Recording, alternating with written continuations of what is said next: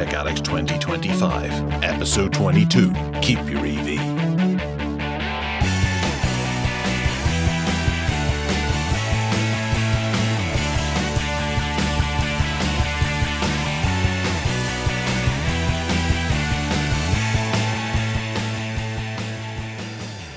This week, Linux Mint is stepping up a new release. Seagate have new hard drives on the horizon. There's a new laptop from Geekom. Can Starlink be blocked? Farewell Crucial, and some deals from Black Friday. What did you buy?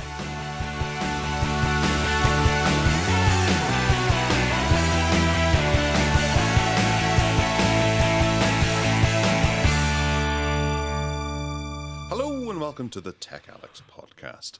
I am Gareth, the coughing, the one with the bad voice today, but I promise it'll be back ship next week. I am joined, as always, by Ted. How are you keeping, old Ted? I'm all right. I was just reflecting that the last show we did was in August, the end of August, and it's now December. It's a bit of a break, isn't it? And also, we missed one of the October ones. There was only 3 in October as well. People will think this is a sham rather than a Tech Addicts podcast. I mean, for goodness sake, pull yourself together. And furthermore, we're announcing, my fault this time, we're going to miss one of the December ones as well, because on the 21st of December, which is in 2 weeks' time, I've got a deadline to meet the printing house, blah, blah, blah, for the magazine I'm the editor for, and that Sunday I'm going to be chock-a-block doing that. So it's a living nightmare, I tell you. It is, and well, yes, that's acceptable. I guess that's allowed. Yes. Weather report. It's kind of warmish here. It's like nothing weather really. It has been quite rainy and windy, but today it's just like nothing. It's a mild, boring nothing weather. What's it like there? Oh, it's chucking it down. Is it? Oh, lovely. Yeah, it might be coming your way soon. Hurrah! And, we were out with some farmers yesterday looking at their land that was flooded, and the farmer did say to me, "Oh, it's not going to be a good day tomorrow for ducks." I don't know why he was like a Yorkshireman or something like that. He was actually from Northern Ireland, but he said something about it being a good day for ducks. That's what it was. Yeah, right. Yeah, looking at the sky, looking at the amount of water that's coming from the sky in the form of rain. No, I think today's a good day for the sofa and perhaps the television. Mm-hmm. And a curry. Maybe doing a bit of shopping later on. A vindaloo. Curry, you say? Right, okay. Yeah. I think I spotted a chicken in the fridge, so that'll have to be chicken, potato, and vegetables. Mm-hmm. That'll be a roasted dinner. Yeah. Roasted chicken, yeah. Nice to be back, though. There seems to have been a lot gone on since we were last recording in the world of tech, as there always is. There is, yeah, and we've had Black Friday and things like that. Yeah. There'll be discussion about that later on in the show, because it's always interesting to find out what other people managed to get from Black Friday. But there was many hilarious comments about, oh, Black Friday, that's just all about TVs and coffee machines. That's all people buy on Black Friday. Mm-hmm. Which is not true, as we will prove.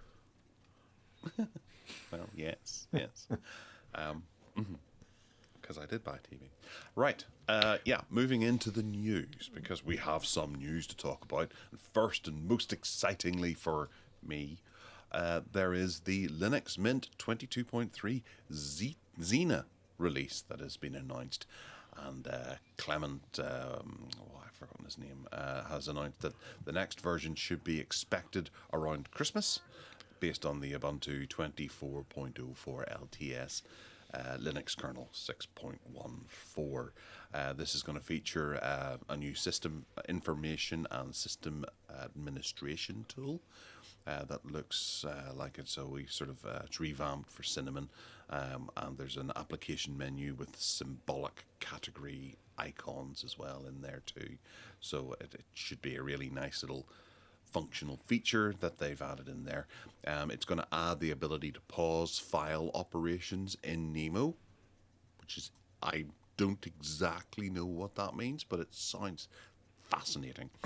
There's going to be snapshots with time shift, text messaging in Warpinator. There's my coldy thing that's affecting me talking, and my brain also affects me talking too. And the per app panel notification indicators. It's going to include Wayland compatibility keyboard handling, improved on screen keyboard functions for those who use tablets and touchscreen laptops, an always on night light, which is quite nice to have, and a template management thing too. So quite a bit of keyboardy stuff going on there.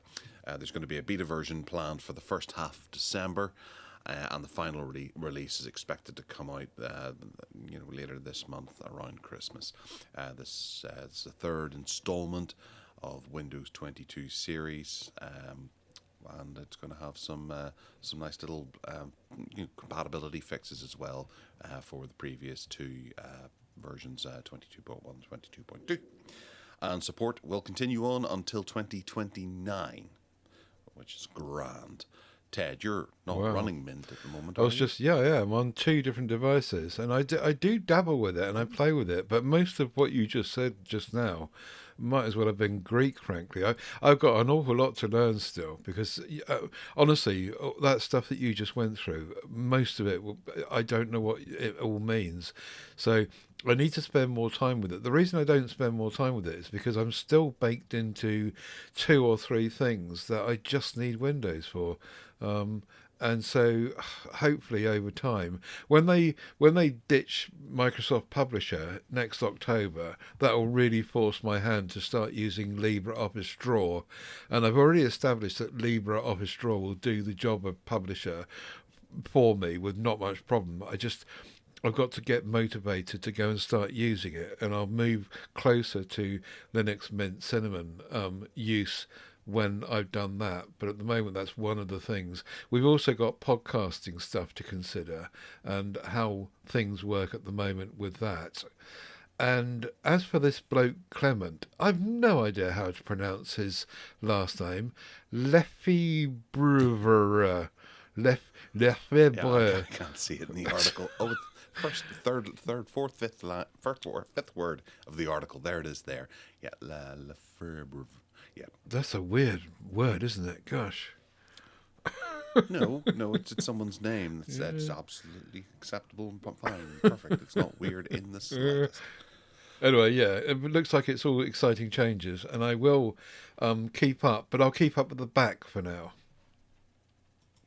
Yeah, but it's all these under the hood little changes and things like that. But the start menu change is going to be a big thing, and I love the way Linux mints, because I am a user of Linux Mint day and daily. It is my daily driver. I don't touch Windows at all anymore, but I love how everything works in that start menu now. I just think it's a logical, sensible start menu, and I've tried other versions as well of Linux and things, but I think that's what really attracts me to Mint is how everything's laid out in there, and it's easy to find. I don't want them to tinker with it too much, because that could end up making it less accessible.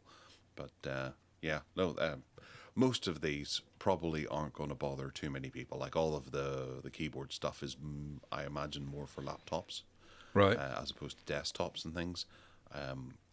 And people generally use other keyboards, like various different third-party keyboards and stuff, with their computer, so they'll be having a different experience. Like I use a Logitech, so I'm using Solar and the other one that I can't remember the name of in the background to be able to interact with my Logitech hardware. And then other people who don't use Logitech don't have to use that, so they'll be using something entirely different. But it's all being built into Linux. Talking of laptops, the laptop I've got with Linux Mint on it, the fingerprint scanner is now working. So I think it was version 22, they introduced fingerprint scanner thing use, and it is working. Sometimes it's a bit flaky. It's not solid, but it is working. I can make it work. The laptop is a Swift 5, and it's got a little fingerprint scanner on it. So kudos to them for making that work. Yeah, yeah. It is. It's an ongoing thing, and one day it'll be absolutely perfect, and something new will come in that just doesn't work. But you take all the things that are for granted, like Windows is always a nightmare when it comes to printers. Linux just bloody works. Right. I turn my computer on and I get a wee notification up in the top right hand corner.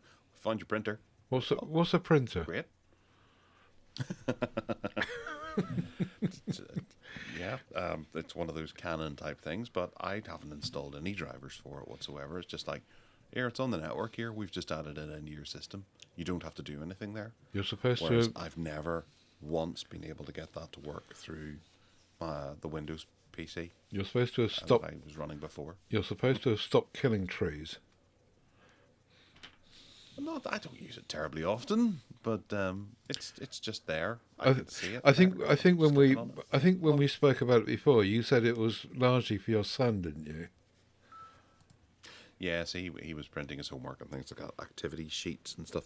But both my wife and I are working from home quite a lot, so it is quite nice to be able to print something out and sit down and read it. Mm-hmm. I do a lot of policy stuff now, so having a physical copy in front of me is just, I think, easier on the eye, staring at a piece of paper than a screen. Mm-hmm. And I'm going to get a pair of little half-moon spectacles and balance them on the end of my nose, so I can start doing these things and sit with my highlighter and my legs crossed and be a responsible, mature adult. Oh yeah, that reminds me. I got the Record Collector magazine. Some kindly soul a little while ago sent me a PDF of a Record Collector magazine, and I looked at it and I thought to myself, that looks really nice. And it took me right back to the days when I was buying magazines, and I went and looked into it, and I went to their website, and sure enough, there was a special offer on a year's subscription, which is one a month. For 40 something quid, and I thought, yeah, let's support these guys, let's do this. And the first one arrived this week, and it was really nice. It was lovely to, like you're saying, with reading on paper instead of on screens, and it's really it's nostalgic for me, and it took me right back to the time when I was buying camera magazines and photography magazines and all sorts of, and Viz, and I thought this is really nice. So. Yeah, I'm really pleased I did that. I'm not sure that I'll do it for renew it next year, but we'll see how I get on during this year. But at the moment, I'm really enjoying it. It is. It also gives you a kind of excuse to get away from the computer, where you might be spending a few too many hours, you realise, on the computer. So you can just go and take that and go and sit in a comfortable chair and actually properly read it. Yeah. Like you used to years ago with your newspaper at the end of the day. Mm-hmm. I have a few magazines that I subscribe to, generally for retro gaming and stuff like that. Antics and Zap and stuff like that, just to keep my knowledge going of what's happening in the world of nice little retro gaming machines. Mm-hmm. But yeah, there's nothing quite like it. I miss. Do you remember Web User? Yeah, yeah. Web User magazine. Yeah, yeah. I subscribed to that a bit, and I'd be able to sit there. And it's not the same sitting down with a tablet with a PDF copy of it and trying to enjoy the magazine that way. But and that's what I found with Record Collector. It was just it was okay to see it on a PDF, but I really wanted to have the magazine in my hand. There was another one as well, wasn't there, called Computer Active? There was two, Web User and Computer Active. They started about, I don't know, 15 years ago, and I used to get both of those every week or every fortnight, I think it was, wasn't it? And they were really good. I'm pleased they're still going as well. Yeah. Yeah, no, it's lovely to do. And whenever you're sitting down with your Record Collector magazine, you can go over to the hi-fi and put on your Spotify playlist and sit and listen. No. Just antagonizing. All right, moving on with the news, because Seagate has developed a 6.9 terabyte platter, which is the future of 55 to 69 terabyte hard drives. So that they've developed this platter that's going to be, a commercial platter for them to sell to people like that. And I think at the moment 30 terabytes is pretty much where HAMR drives that use 10 of the 3 terabyte platters inside are going to be, hopefully replaced with this larger one. So 6.9 terabyte platters could see in the same form factor of a 3.5-inch drive, the 10 of those whirling around, giving us 69 terabytes of storage per drive. I imagine they're going to be somewhat expensive, but for the likes of data centers and stuff like that, which will snap these up, they'll be able to run more backups and faster and nicer. What do you think of these, Ted? Yeah, the more the merrier, as far as I'm concerned, as long as they're efficient. I was a bit concerned about the methodology that they've used in order to get these 6.9 terabyte platters, though, because what it says here in this article in Tech Radar is the high capacity platters rely on Seagate's heat assisted magnetic recording, which HAMR. yeah, hammer, which applies heat to reduce magnetic coercivity during the write process. Now, they're presenting that as if that's new, but perhaps it's not new. But if they're having to go through all of that just to write the stuff, it sounds like it is going to be very much to do with data centers and commercial, and not for the likes of us that are sitting at home. If you've got to go through all that, or do I misunderstand what that's about? No, I don't know. I think that's probably just, well, they use helium in some of the hard drives now. I don't know if they're still using it, because I think there's a limited amount of helium left, because people keep inhaling it and making their voice sound silly. But it's getting harder and harder to get helium canisters to fill balloons, because there's a finite amount of helium. So I don't know if they're still putting it in. Maybe this is a different technology or something they use to move away from helium, Right. by putting the heated air in.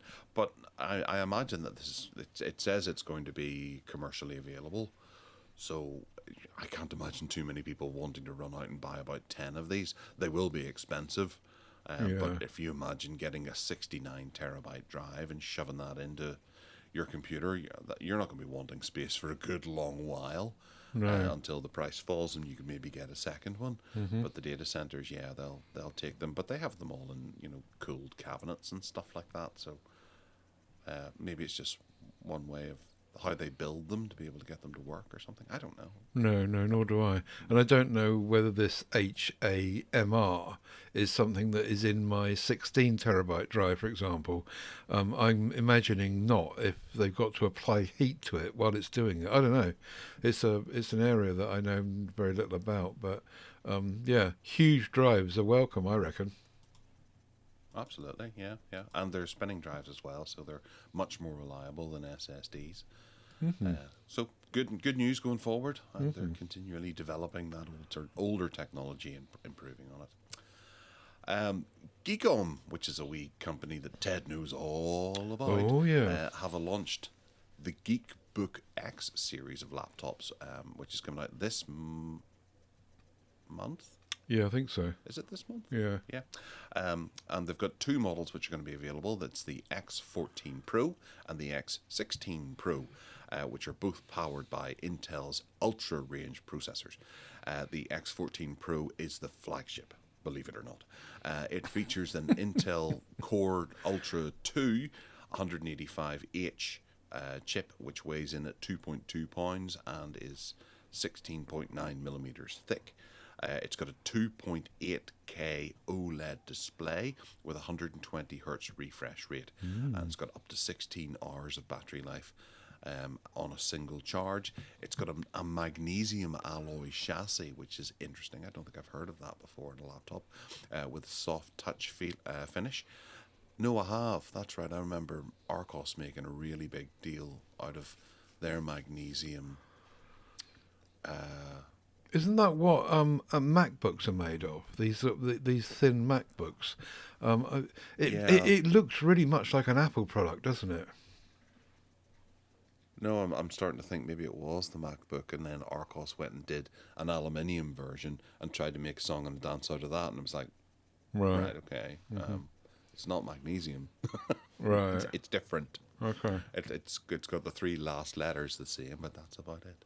But yeah, yeah. So the magnesium alloy chassis is going to be stronger, I think, than aluminium. Guess so, yeah. I like the size of the touchpad, the trackpad. Again, very Mac looking. I mean, the whole thing just looks like a Mac copy of one of their previous, MacBook Airs or something. It's really thin. But the interesting bit here also is that this is the, Geekom. I don't think they've done this before, have they?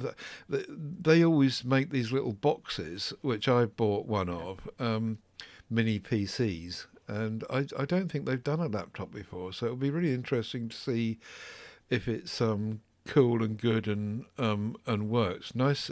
Sounds like it's got a nice OLED panel though, from what you said, and 14 inches is a nice size too. So yeah, a lot. I like it. Wonder how much it's going to be. Well, there's that.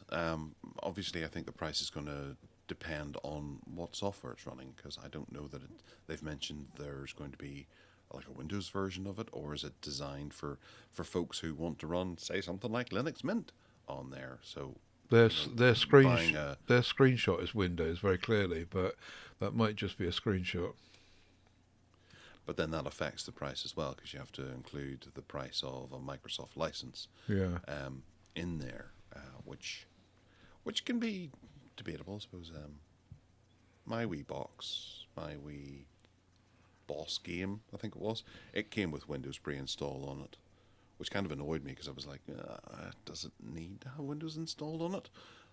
Because I'm not wanting to use it, so I'm just going to lose that license that I've ended up paying for. Hmm. Yeah. Which is another topic we'll be coming to shortly. We'll come back to that because we've got Starlink to talk about, which is potentially quite volatile at the moment, because there's a Chinese simulation that shows 1,000 drones could be used to jam satellite internet over the large island of Taiwan. The simulation by Chinese scientists shows using between 1,000 and up to 2,000 jamming drones could theoretically block Starlink over Taiwan, which is a strange thing for them to go and to do. Can I But just can I just butt like in and say that what they're saying is an island as large as Taiwan. So they haven't yeah, actually gone and tried this and done it. They're just saying for something of that size. Yeah. yes, yeah. It's a simulation, so the potential is there to do it. But they tend to do these things. You know, if you have a look at the whole Chinese war machine, go and have a look at online about the warships they have sitting ready, Yeah. and the speculation that they use military drills to simulate taking over Taiwan Hmm. and reclaiming it. Hmm. So this is just another tool that they have used a simulation to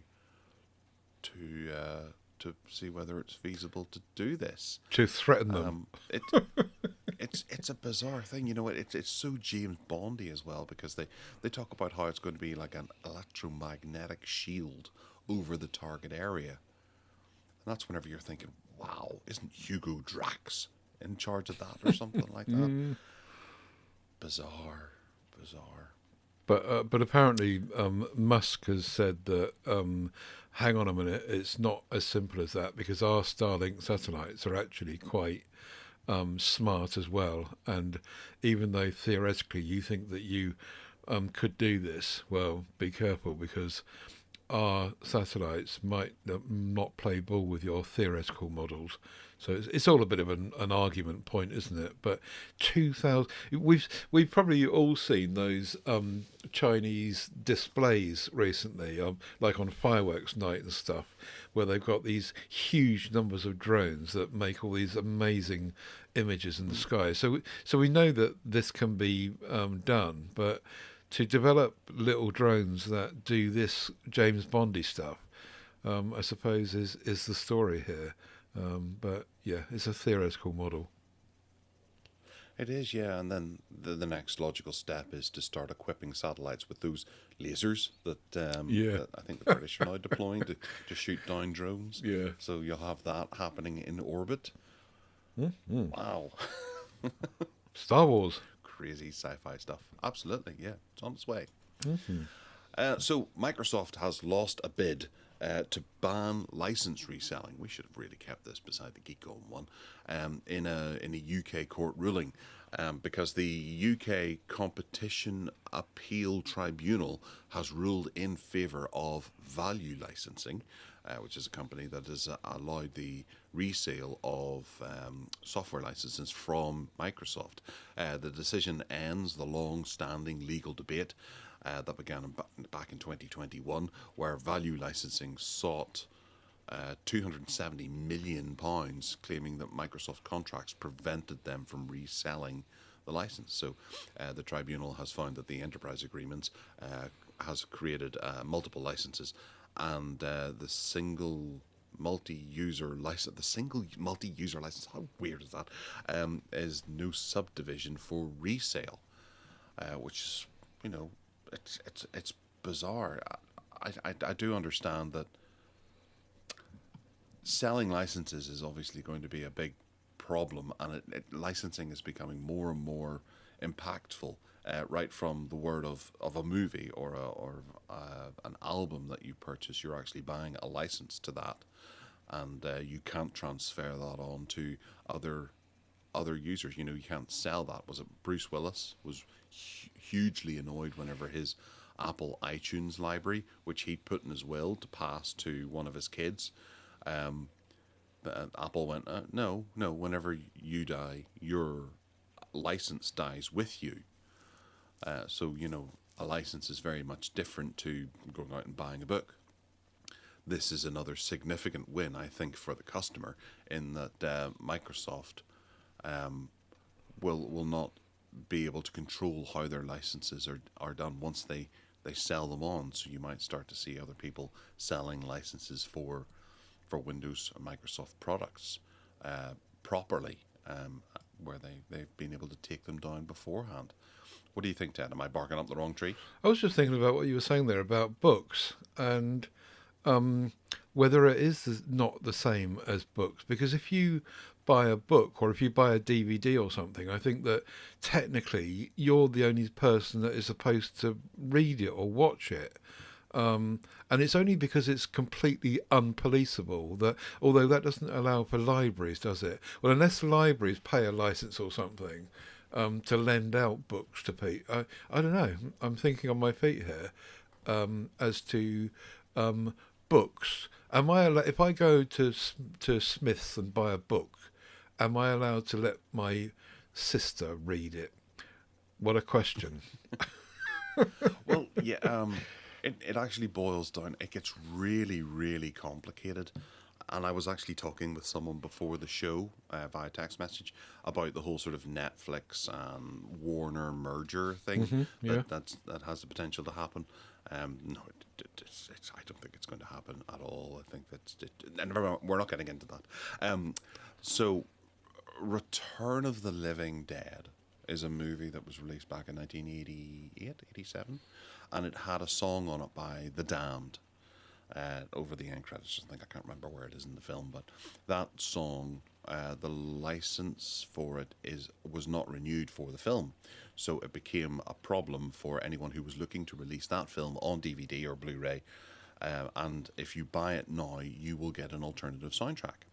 Aside from one particular release where Shout Factory put it out and they just included that song and went, "Oops, that was our mistake. We weren't aware of that." Ooh. and that's the only way you can get that version of the film with that particular song on it. So the license for that song had lapsed, and they were asking for too much money, I think. So whenever a company like Arrow or something like that puts out a movie on Blu-ray or 4K in this current world, they have to make sure that all of the licenses that are involved in that film are taken care of properly for that release. It's not for the future of the film, but it's for that release so they don't get sued by someone who has done something. Cocoon, the music for Cocoon wasn't sorted properly whenever the film was made, so the score on Cocoon, or some of the music in Cocoon, isn't legal to be released in a DVD or a Blu-ray right now, and whoever releases it needs to go and sort that out. Things weren't done correctly at the time, and as time has trickled on, we have seen these things become largely more difficult to do, and licensing boils down to that kind of lower level area. And licensing works with patents, it works with legislation, it works with all these different things that are included. So this is a really complicated case where Microsoft are able to hide behind small print and say, yeah, well, we put it in small print that you cannot resell a license for whatever piece of software it happens to be. But the court is like, well, no, if you buy that license, you should be able to resell it as long as you haven't redeemed it. And it becomes that I think licenses are going to become the bane of our existence going forward. It's already become tremendously difficult for movies and music and things like that. And one of the other things about if you buy a DVD, the license for the movie is only relevant for that DVD. You shouldn't be able to pass that on. However, you can pass on the contents and the other things that are on the DVD as well, because you don't actually own the license to that movie once you buy the DVD. It becomes a real grey area where the studio could technically come round and knock on your door and say, we're taking that movie back. You don't own it anymore. The license has expired. So you don't actually own it. You own a package that you bought that has the film on it, but there's no way of them to actually come and rip out the film and remove your license. Because there's other things on the DVD, whether it be documentaries or audio commentaries or music or whatever, so that you might own the license for those and the release of that DVD. So it actually becomes really, really complicated. And all of the DVDs that you own, you probably don't actually own the film anymore because the license has moved on. Does any of that make sense? Well, I was kind of, you were focusing in on the DVD example, and I was focusing in on the books example. While you were talking, I just asked Gemini, what the answer to the book thing was, and it says yes. If you buy a physical book in the UK, you are allowed to let your friend read it. I haven't quite licensing and not ownership. So you're typically buying a license to read the book in Kindle, but if it's a physical item, then it seems to be different. But obviously not where it's a physical item in your example, like a DVD, where there's digital data stored on it as well. This is a huge topic, isn't it? We could do a whole Tech Addict show on this. But you see things in the license, like if you are watching a movie, you'll see somewhere in the packaging or in the movie, it'll say that you're not allowed to show this to an audience larger than 5 people. Right. Or whatever. Okay. So that they take into account that a family could sit down and watch it. So 5 seems to be a decent number for a family. So what happens? Yeah, exactly. What happens then? Yeah, well, I don't think they're going to come around and remove the movie from you if you've got a family of 8. But technically, you're not allowed to show it because that constitutes a public showing because it's over 8 people or something like that. There is a limit, and then oil rigs are always mentioned because you are allowed to, because that comes under international waters. Those license arrangements don't count. Mm-hmm. So it's an absolute nightmare, and there's no one fits all. It just depends on what licensing agreement they choose to use at the time, and these are getting more and more complicated, And also it's taken the what is court to sort this out. and also what is policeable. Yeah, yeah, So it might be and then okay. you have to agree to it as well. It might be okay to say my family of 8 can't watch this DVD, but like you say, there's no one, no one's going to know. No one's going to know. And James Bond has a license to kill. Is that transferable? Yeah. So Anyway, you, before I embarrass myself anymore, there's probably people who are going, "No, no, that's not how it works," or whatever. But that's what that's the knowledge that I've picked up from doing licensing and policies. But things do change. It depends on what country you're in. Depends on what neck of the woods you're dealing with. You know, this is computer software, so it's Microsoft. It's one of the biggest companies in the world and has 1 million lawyers who have put their 2 cents into the license to make sure that it's airtight. But it's not airtight because a court has now ruled that, yeah, no, you can resell the license if you want to. that's only one court in one country, though. It is, but it sets a precedent for other countries, and they can look at the other country and go, well, they did it, they've done the hard work, so we'll just apply that logic as well. Yeah. Well, very nicely summarised that story. Well done.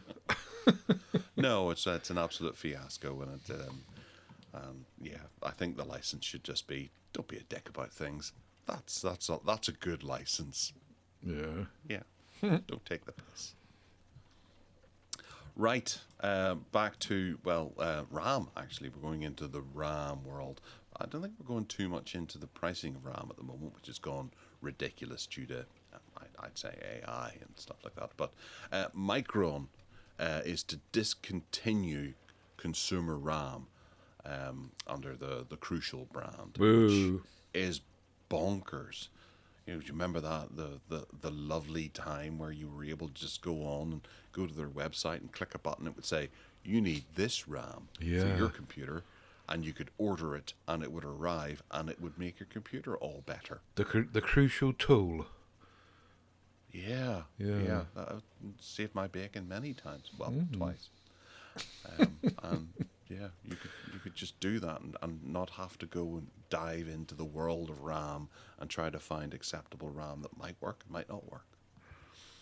So Micron they've announced that they will exit consumer RAM market as of 2026, ending 29 years of selling Crucial branded RAM and SSDs to PC builders and enthusiasts like you and me. Boo. The decision is driven by the strong demand from AI data centers, which requires high bandwidth memory (HBM) for AI accelerators. Great. Isn't that just wonderful?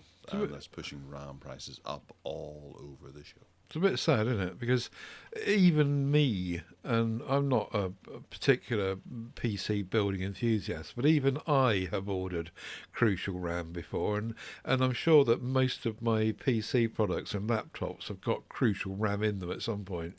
And it's a bit of a shame. So where do we go now then? Who's the primary brand, if Crucial's not there, to go to if you want something like that?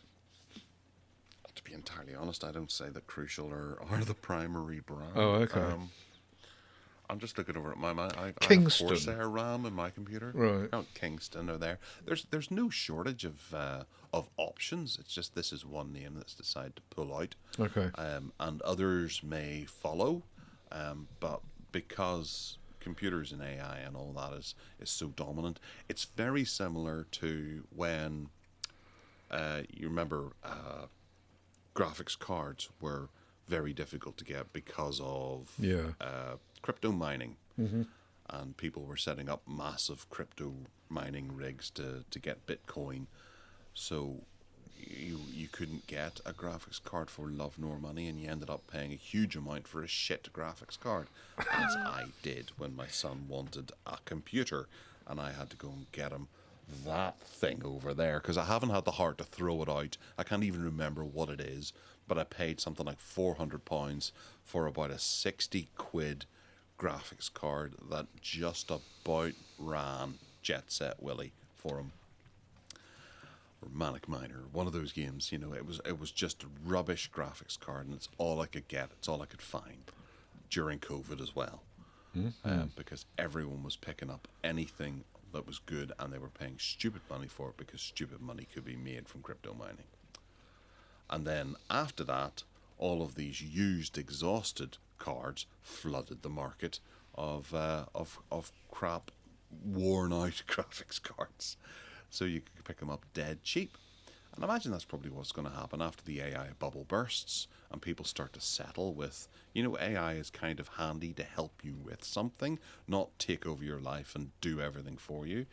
But whenever people realize that, we will start to see RAM prices drop again, and then the market will be flooded with tired, worn out sticks of RAM looking for a new home. Because you have to remember, a stick of RAM isn't just for Christmas, but it's for the rest of its life.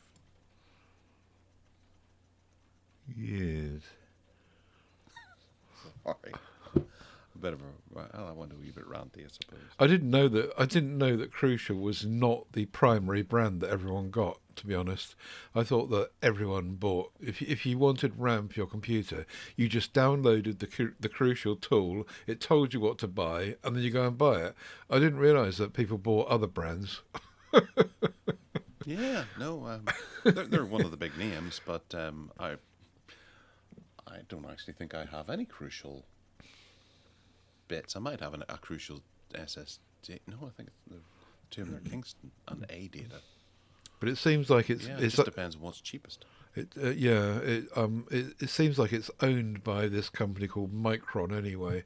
It's not really Crucial; it's just a brand name, and I don't know anything about Micron. Micron Technology. Yep, they've been around for a good long time. 29 years, apparently. No, that's just Crucial. Micron Technology has been around for... I can't find it quickly enough. Well, I'm sure people don't really care either. No, they're very fed up. Oh, 40, here we go, 45 years. So Micron has been around longer than Crucial. Oh, they've got a lovely building in San Jose. Okay. You probably have heard of Micron, but it's just one of those names that you don't take away with you. Yeah, you are correct. All right, going into the banter section where we're going to get to talk about the things that we bought over Black Friday, because there were a few things, I don't know if you noticed, but Black Friday happened, disappointed, and then went away. But I picked up a couple of bits and pieces that I had my eye on, and I was able to get for a wee bit cheaper than it was the month before, but I'm sure it was at that price earlier in the year. The first one was I have my Blue Rams doorbell, and I've had it for a while, but I'm becoming more and more annoyed with it because people come up to it, press the button, and nothing happens. They'll get a ding dong, a chim chime at the front door, and we'll be unaware. So it was not fit for purpose because it wasn't doing the primary function that it was supposed to do. If anything, it was more useful as a bit of a security camera to go, oh, who's in the driveway? Ah, my wife isn't home yet. That's good to know.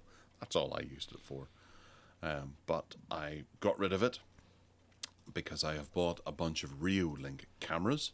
So I figured, why not? I'll just buy the Reolink video doorbell camera jobby, which is a 2K doorbell with one-to-one head-to-toe view.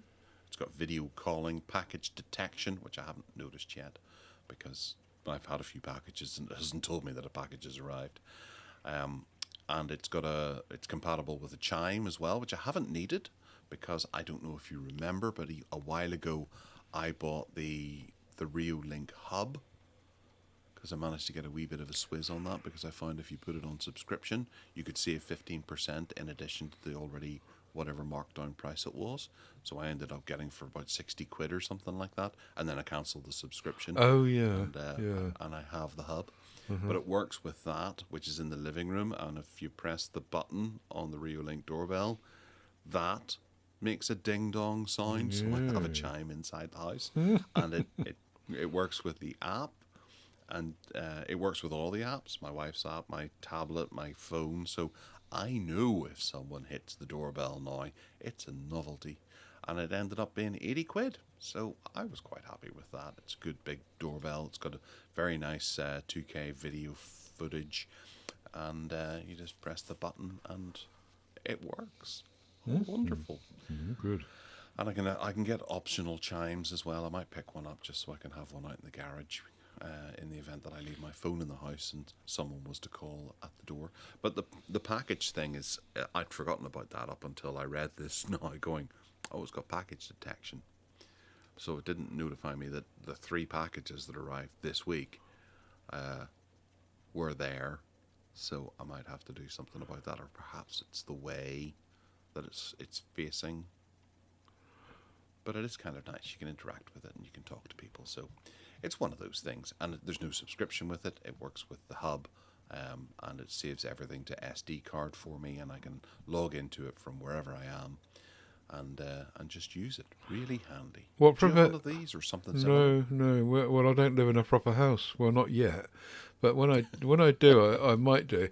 I was just going by the pictures here. I was wondering what stops someone from nicking it, because it looks like it just sits in the little holster, and you could just pull it out and run off with it.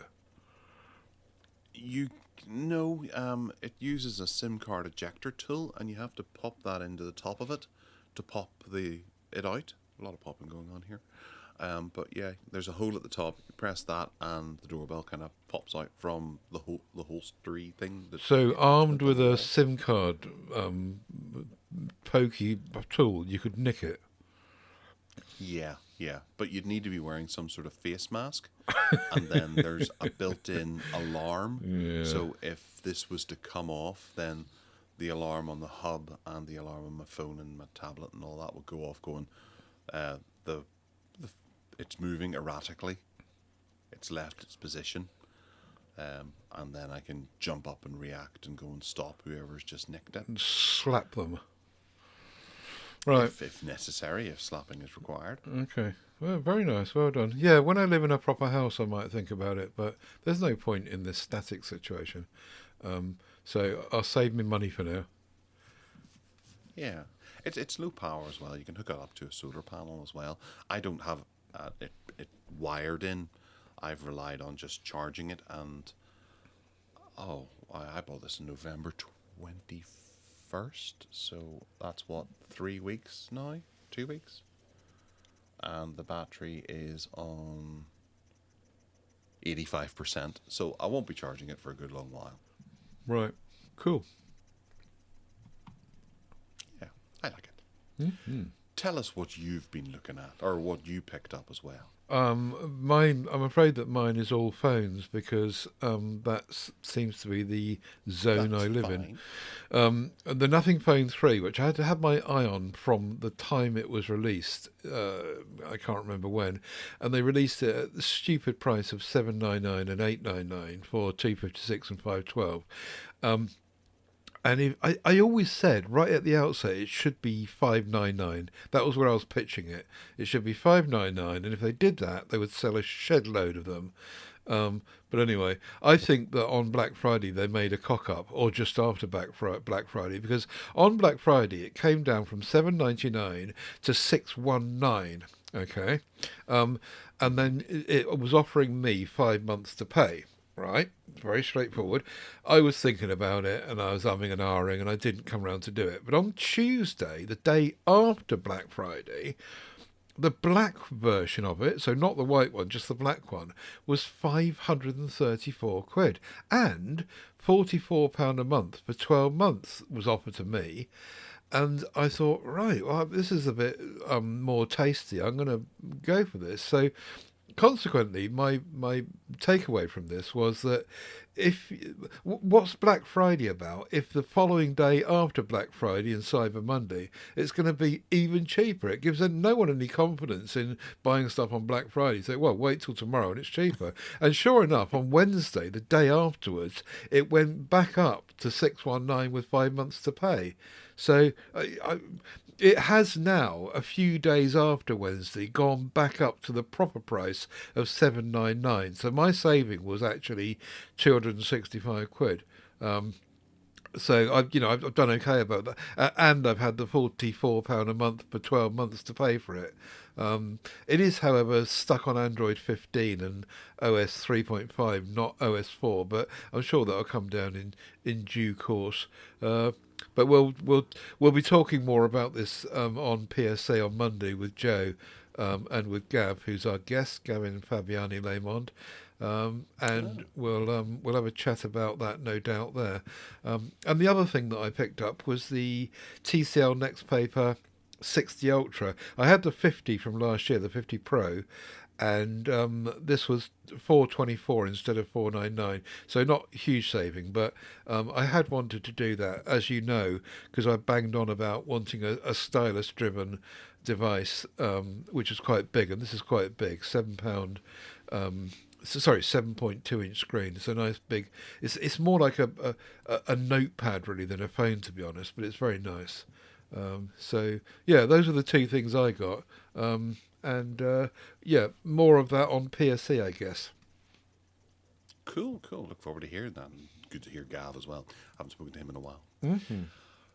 There was one other little thing that I did pick up as well. It was purely to test the waters to see whether or not I could get it, and that was the INIU, INIU power bank. This is a little 2.5 or 22.5 watt power delivery portable charger thing, 10,000 milliamp hour battery pack, and it had dropped down to something like £7, I think it was.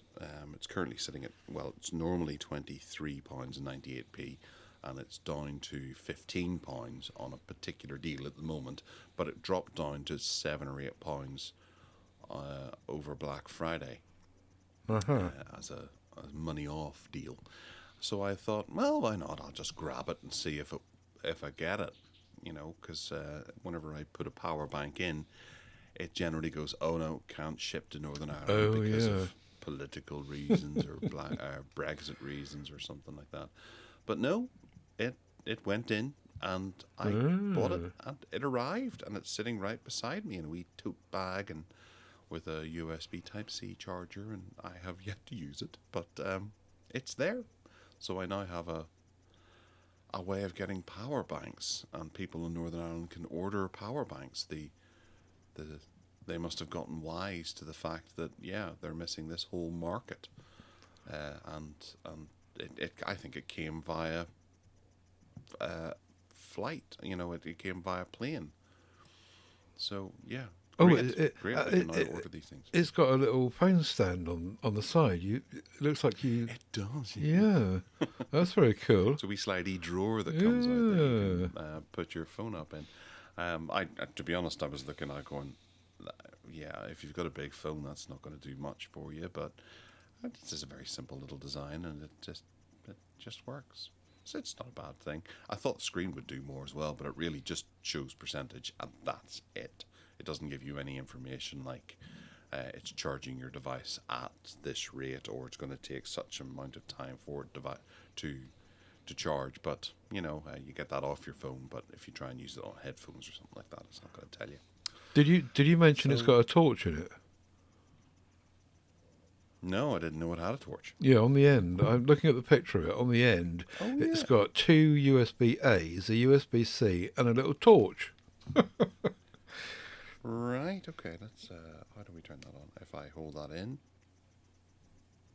No. Perhaps it's not a torch. I don't know how to turn it on. Let's see if we can find out. While everyone gets bored with us not talking about tech, but finding out how to use tech. Oh, no, it's on. Clicked it twice, and it turned on. Clicking it twice, turns it off. Hey! Brilliant.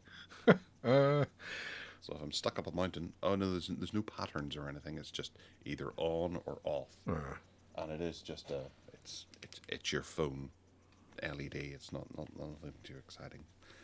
Right. Not going to be attracting shipping. Yeah. Well, Cool. it's All it's right. good. Well, that's Well, good. Thank it's you. good that they're sending power stuff to you in Northern Ireland anyway. Unless it's just the Innu brand. I don't know. I have got a story to tell No, about. but I had noticed that Anchor and things like that, that I was able to order those, but I hadn't Right. gone to order one. I'd almost ordered one. So this is the first time I just thought I'd dabble with it because it was so cheap. Yeah. Talking about Anchor, I have got a story to tell about Anchor this week, because my powerhouse Anchor 521, that whacking great big box thingy, went tits up. I've had it for 3 years, and it went tits Uh-huh. up. It just stopped working, and I couldn't. It wouldn't charge, and it Ooh. wouldn't power anything, and all the rest of it. So I got onto Anchor, and I said to them, "Look here, my good man. This thing has got a 5 year warranty. I've had it for 3 years." They made me shoot a video of the thing. I had to plug in the charger in the back and blah blah blah, and I made them this little short video, and good as gold, you know. They said, "Yep, we've reviewed your video and we agree that it's bollocksed, and we'll send you a new one." And sure enough, they did, Brilliant. and they sent it out to me, and so now I've got one that needs to go to the tip, because apparently you've got to dispose of them responsibly. Um, and they didn't want it back, of course. And I have got this brand new one, which is nicely charging up and seems to work fine. So good for Anchor, I say. They did the job that they were supposed to do by honouring their warranty and doing it efficiently and quickly. When I emailed them, they were responding really, really quickly. So cool. Right. Okay. Yeah. Yeah. Um, that's good news. Yeah, Anchor's good company.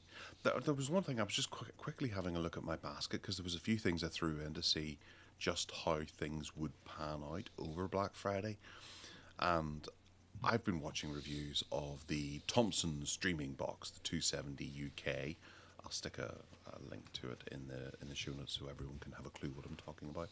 But it's a Google TV box that some people have said is one of the better options for doing stuff, and I think it was around about £60, and I stuck it in my basket and thought I'll see what that drops down to over Black Friday, and it went up to £99. I was like, bloody hell! But I think it was because it sold out and at the £60, and yeah, they've only got one or two left in stock. But yeah, can't get this now anywhere. Argos don't do it. PC World don't, or Curry's don't do it. Can't find it. And to be honest, getting a Google TV or an Android TV box that has Ethernet built into it, that isn't made by Google, is really difficult now. They're offering to It is. send. It just. They're offering to deliver this to me tomorrow. Yeah. No. At £99 though. Oh yeah, sorry. You mean I thought you meant that it disappeared completely. Right. Okay. It went down to the one left in stock at £99. Yep. Okay. And I declined to buy that. But now it's showing they have several, but at Yeah. £99. So Yeah. it must have been a pre-Black Friday deal that they didn't offer over Black Friday Right. because they sold out. Hmm. Yeah. So yeah, there we go. Hmm. Bit of a rant, I suppose. Yes, indeed. And Yeah. that'll bring us nicely into the bargain basement where we can talk about Well, other things that are cheap. At the one moment. thing that I just wanted to cover before we go there, in our banters, quick bants, was the upcoming Google aluminium, which Oh yeah. has got. There's not much to say really, to be honest. To be quite quick, it's that. But this week, all over the tech press has been this job. Apparently, Google in Taiwan, via LinkedIn, made this advert for a job, and they want someone that's going to come and spearhead their launch into aluminium, which is what they're going to be calling, it would seem, their merger between Chrome OS and Android to take on the PC market, and they're going to call it aluminium with an I, because we think the reason being is because it sounds like a derivation of chromium.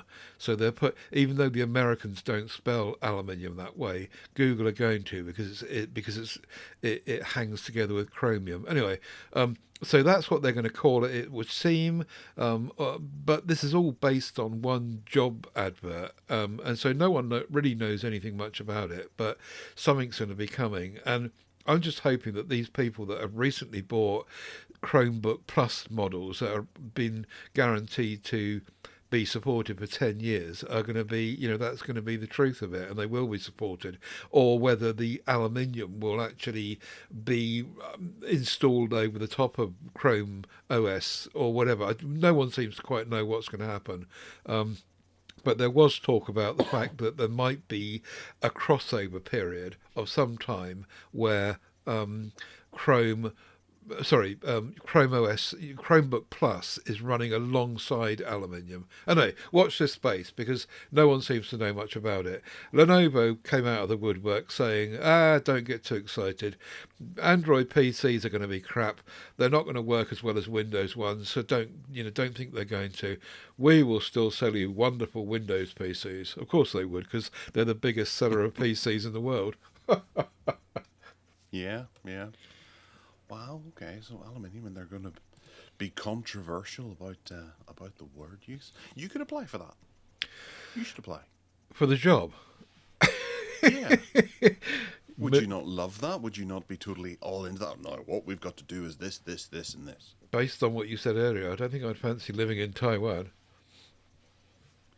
Well, true. Yes, I suppose that's been on they're no longer accepting applications. Yes. Yeah. And you could change it to salmonium. Oh yeah, saluminium. Nice. All right. Well, bargain basement. Oh yeah, it's me first. Yeah, I got you put me onto. I was thinking about buying another monitor for another location, and you put me onto this Koorui. I've never heard of this name. Koorui. Curly. Anyway, 34-inch, 165 hertz curved gaming monitor. You seem to be more enthusiastic about this than I did, to be honest. But it was 139 quid. In this place called Back to the Office. And it's £189 on Amazon. So you found it really much cheaper. Yeah, I'm sure that unit would do the job if I was to buy it. And it's interesting that it's 50 quid cheaper than Amazon. Specs on that are fantastic for the money, really are. Mm-hmm. And it might not be the most recognizable of brands, but the reviews are top notch for it. Great value for money. Mm-hmm. All right. Well, over on Amazon, I'm really enjoying little radios. I have a couple now that I've picked up over the last wee while, and I'm looking to have maybe just a little one, a different one in each room, because they're so cheap. These little digital radios, and they look so cool because they all have different functions and design ethics. This one is Roxel Vogue, which is a portable DAB plus FM radio with a wireless speaker for clear sound. The important thing to put in here is that it's £25, but it doesn't sound like it's £25. It sounds vastly superior. They're using good speakers. I think just general budget level speakers is getting better. Now, you're not going to be able to sit down and plug this into your amplifier and things like that and listen to Pink Floyd all day long on it, because it'll just sound shit in comparison to a dedicated speaker setup. But for sitting listening back to music on the radio, given the quality of the signal that we have here in the UK, where they've divided the digital radio bands up into 2 or 3 different ones on a higher kilohertz frequency, this still sounds fine. It's grand, and I think it works really well. And it's got a bunch of interesting little features that have been built into it.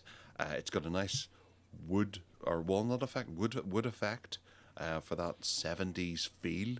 It's got a handle. It's got a nice little color screen on the front, and it's got knobs and clicky buttons on the top, just for you to be able to walk around. It also has a remote control as well. I love it. I haven't got mine yet, but 25 quid. I think I'm going to have this in one of the other rooms. If you don't like the walnut wood grain effect to it, there's a black version as well, which has the wood effect to it, but it's just not brown. It's also £25. What do you think of this? It looks like it's got a micro SD card slot on the back and a USB A. Yes. So you've got lots of options there. There's an aux in, and also headphones out on the back as well. So yeah, you're right. There's lots of stuff going on with this.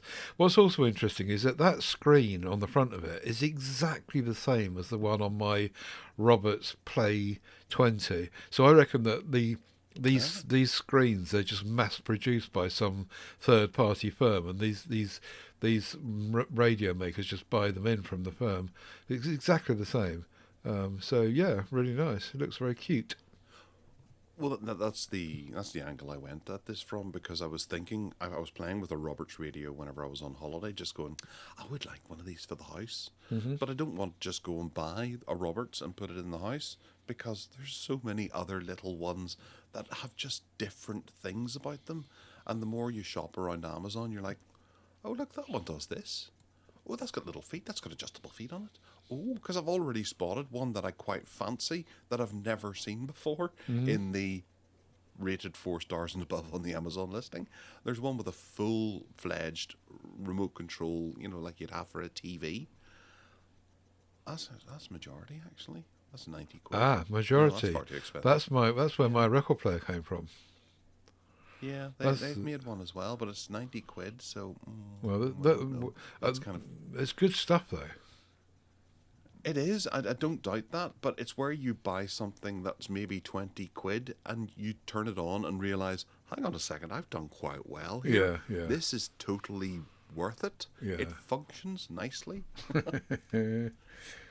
And you can put one in every room of the house, and then if you just need to, you can get the news. Yeah, you're right.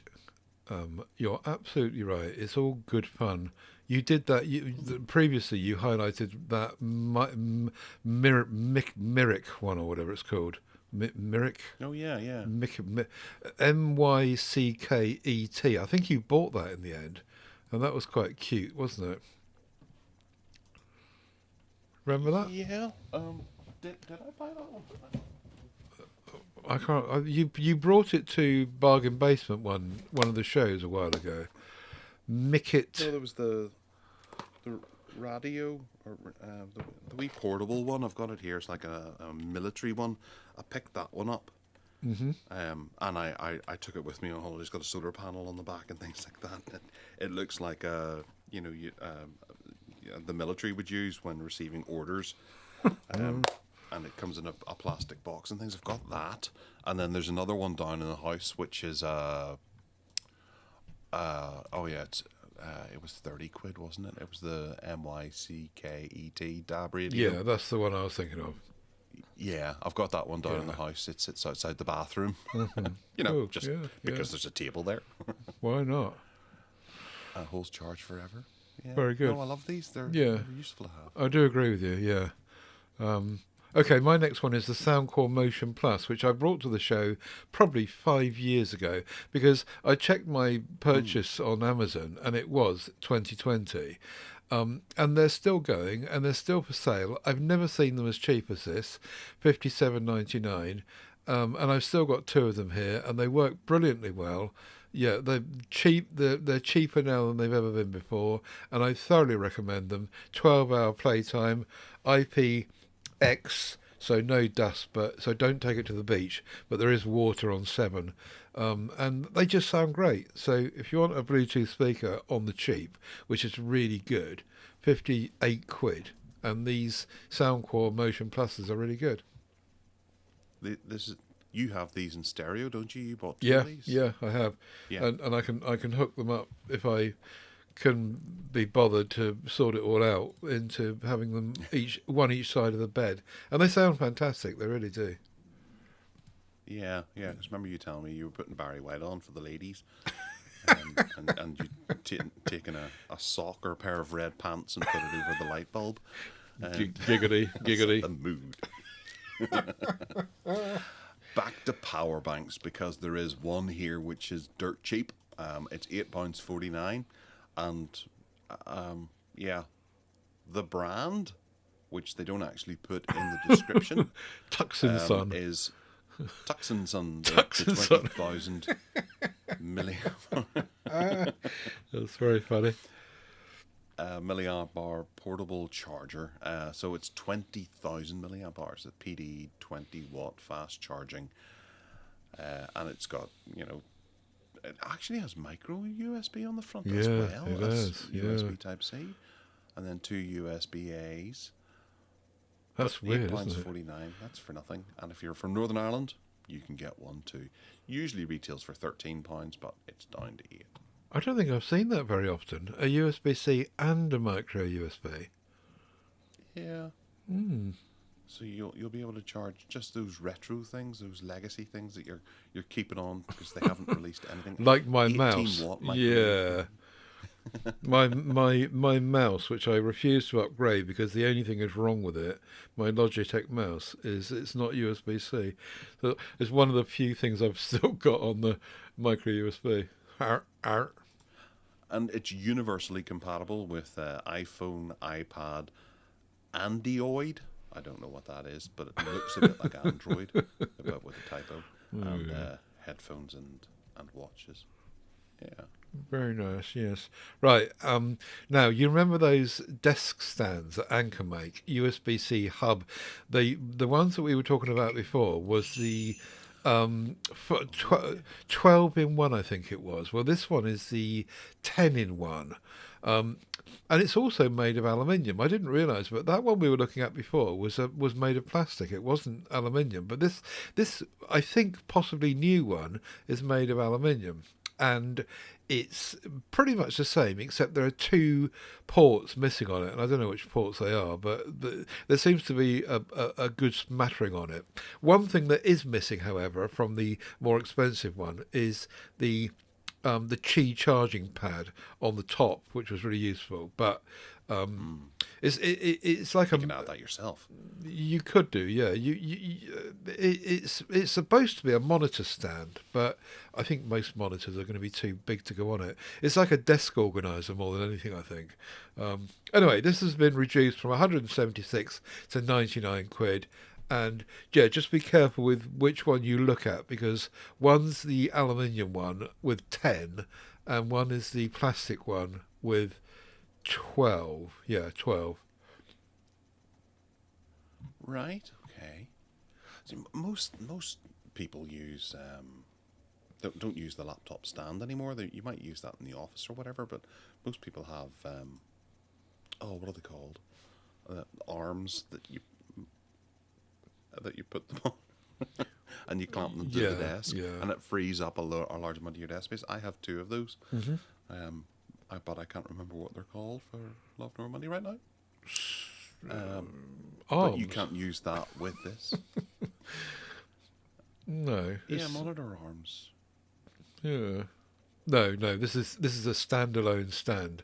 It's like I say, it's more like an organizer for your desk, really, because you can stick stuff underneath it. If the base of your monitor is small enough, you could sit it on top of it, but my monitor would never fit on it. It's far too big. The legs are far too big on it.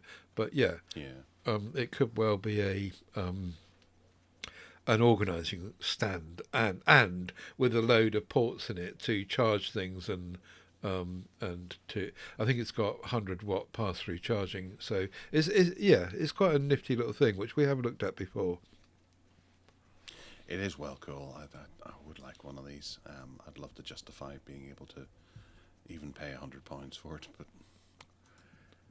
it would just be sitting there with wires all over it, Yeah, very sensible chap. All right. Next up is a record player, Oh, and it's from Denon. ah, It's down from £180 just to £99, and this is a Christmas thought. You know, if you know someone who does have some records, me. it's just a wee turntable that you can throw in the corner. You don't get any speakers with it. It is just a dumb final turntable. It does MP3s and WAVs and stuff like that, so you can play stuff back. It has built-in phono equalizer, and it's got a dust cover and an MM cartridge.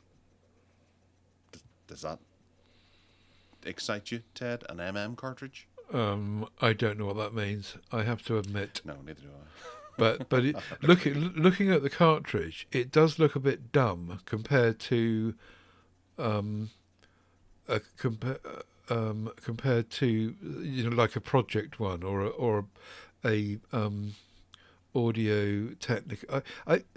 It might be all right. I don't know. I mean, Denon is quite a good name in terms of audio separates, isn't it?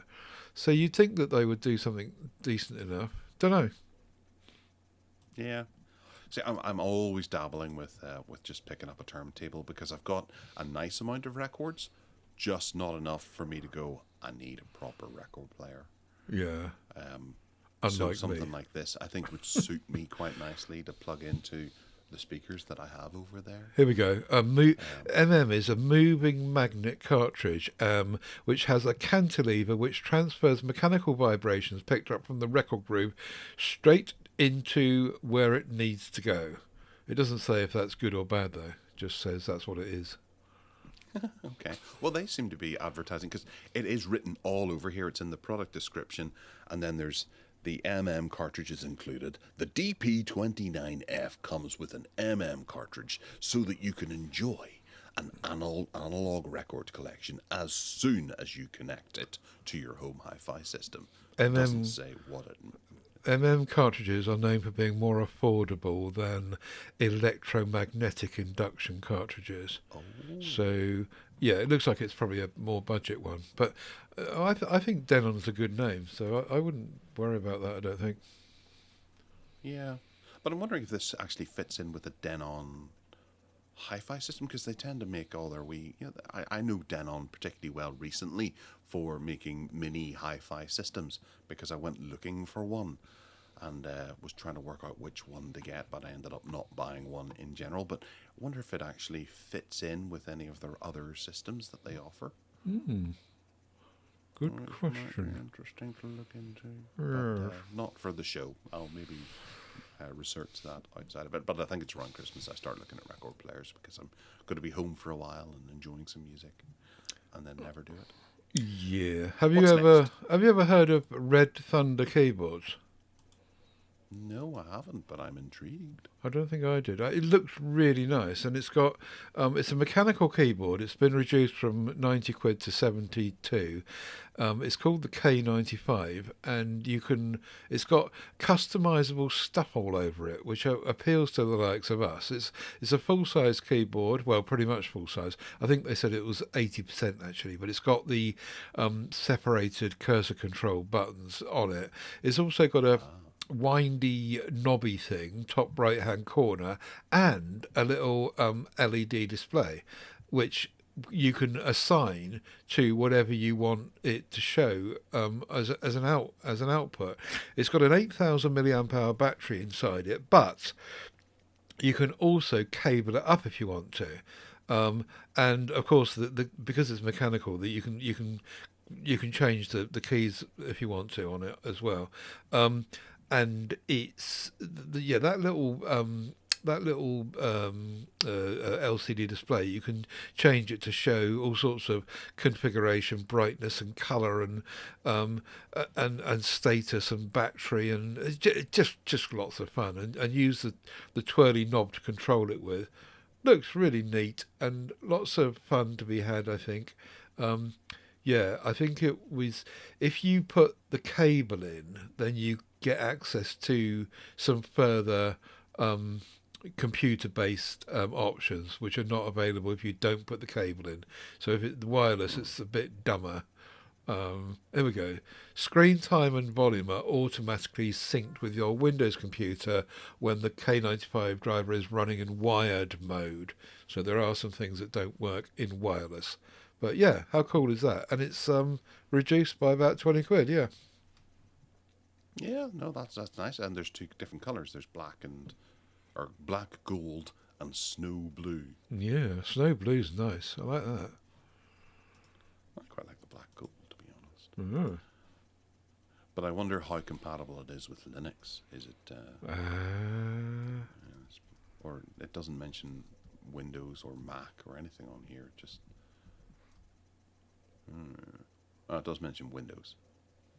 Well, of Oh, course. wait, compatible with Windows, Mac, Android, iOS, Xbox, PlayStation.